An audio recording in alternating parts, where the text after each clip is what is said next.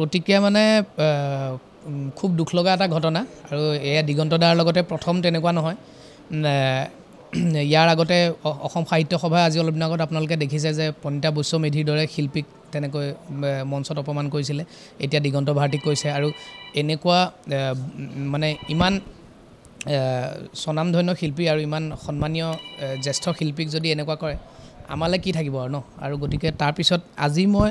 দেখিলোঁ যে তাৰপিছত সেই মঞ্চখনত আমাৰ বন্ধু নীল আকাশ নীলেও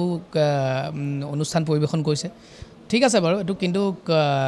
ৰাইজৰ কাৰণে গৈছে বুলিও যদি আমি ধৰি লওঁ যে ৰাইজে আশা কৰি আছে অনুষ্ঠান এটা হ'ব বুলি নীল আকাশ আহিব বুলি কিন্তু তাত গৈ মানে ডিপ্ল'মেটিক ভাষণ দিয়াটো মই বেয়া পাইছোঁ আৰু ল'লে এটাই ষ্টেণ্ড ল'ব লাগে যে অ'কে যদি হ'ব পাৰে যে যদি বোলে চানমাই বিহু কমিটিয়ে বোলে ভাল কাম কৰিছে বুলি যদি কয় বোলে ভাল কাম কৰিছে নহ'লে বোলে দিগন্ত ভাৰতীক অপমান কৰাৰ কাৰণে মই বিৰোধিতা কৰিছোঁ যিকোনো এটা হ'ব লাগে তো মোৰ ষ্টেণ্ডটো সেইটোৱে যে দিগন্ত দাৰ নিচিনা এজন শিল্পী নম্ৰ ভদ্ৰ গুণী জ্ঞানী শিল্পী যাৰ গোটেই জীৱনত যোৱা 30 বছৰ সংগীতৰ কেৰিয়াৰত তেওঁ এটাও কণ্ট্ৰভাৰ্চি নাই গতিকে এনেকুৱা এজন শিল্পীক সাহস ক'ত পালে এনেকুৱা কৰিবলৈ আৰু মইতো কেতিয়াও চানমাই বিহু কমিটি মই পঢ়া কলেজৰ ফিল্ডতে হয় কিন্তু মই কেতিয়াও নাযাওঁ যদি ক্ষমা নোখোজে মইতো কেতিয়াও নাযাওঁ আৰু গতিকে প্ৰত্যেকে আচলতে এনেকৈ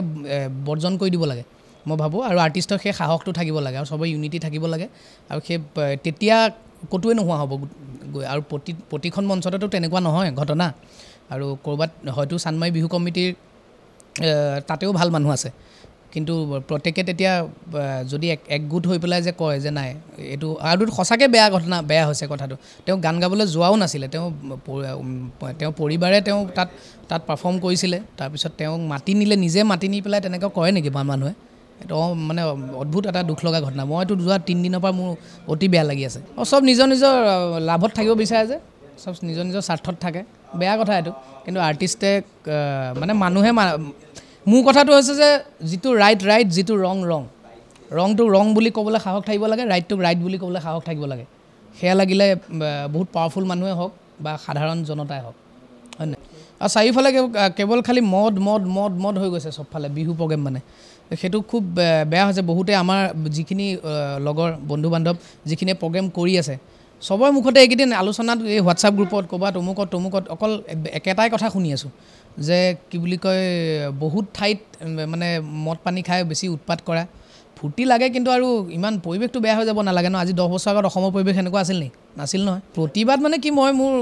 মই সদায় মানে আইডাৰ ব্লেক নহ'লে হোৱাইট মই মাজত নাথাকোঁ মই গ্ৰে নহয় মই কেতিয়াও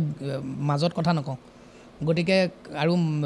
সেইটোৱে মোৰ দুখ লাগিলে কাৰণে মই মোৰ দিগন্ত দাক যিহেতু বহুত বেছি শ্ৰদ্ধা কৰোঁ গতিকে দিগন্ত দাৰ গান শুনি ডাঙৰ হৈছোঁ এনেই ক'লে নহ'ব ন আমি দিগন্ত দাক গুৰু মানো দিগন্ত দাক গুৰু মানা যদি তুমি শিষ্যই কি ক'ব লাগে সেইটো কৰা শিষ্যই কেনেকুৱা ষ্টেণ্ড ল'ব লাগে শিষ্যৰ নিচিনা ষ্টেণ্ড লোৱা ডিপ্ল'মেটিক কেলৈ হৈছে নহয় ভাল বেয়া মানুহ চবতে থাকে বেয়া মানুহক ভাল মানুহখিনি একগোট হৈ পেলাই বয়কট কৰি দিব লাগে তেতিয়া বেয়াখিনিও ভাল হ'ব আল্টিমেটলি আচলতে চবেই ভালেই হয় কিন্তু এই অকণমান আৰু ৰাতি ফূৰ্তি পানী গিলি দিয়ে আৰু তাৰপিছতে আৰু নিজক পাহৰি যায় অসমৰ পৰিৱেশ এনেকুৱা অসমৰ আচলতে মই গোটেই ভাৰতখনতে ঘূৰি ফুৰোঁ গোটেই দেশতে ঘূৰি ফুৰোঁ আমাৰ বাকী এই নৰ্থ ইণ্ডিয়া চাউথ ইণ্ডিয়া বা এইবিলাক জেগাতকৈ আমাৰ অসমৰ মানুহ বহুত ভদ্ৰ অসমীয়া মানুহ বহুত ভাল আমি অসমীয়া মানুহে অ'পেনলি আমি বেয়া মাত নামাতোঁ আমি অ'পেনলি আমি ৰাস্তাত চিগাৰেট এটা নজ্বলাওঁ আমাৰ সেইটোহে কালচাৰ হয়নে নহয় আমি বহুত নম্ৰ ভদ্ৰ আমি বহুত চাফা গতিকে আমাৰ যিটো কালচাৰ আমাৰ সেই কালচাৰটো নষ্ট কিয় আমি নিজে কৰিব লাগে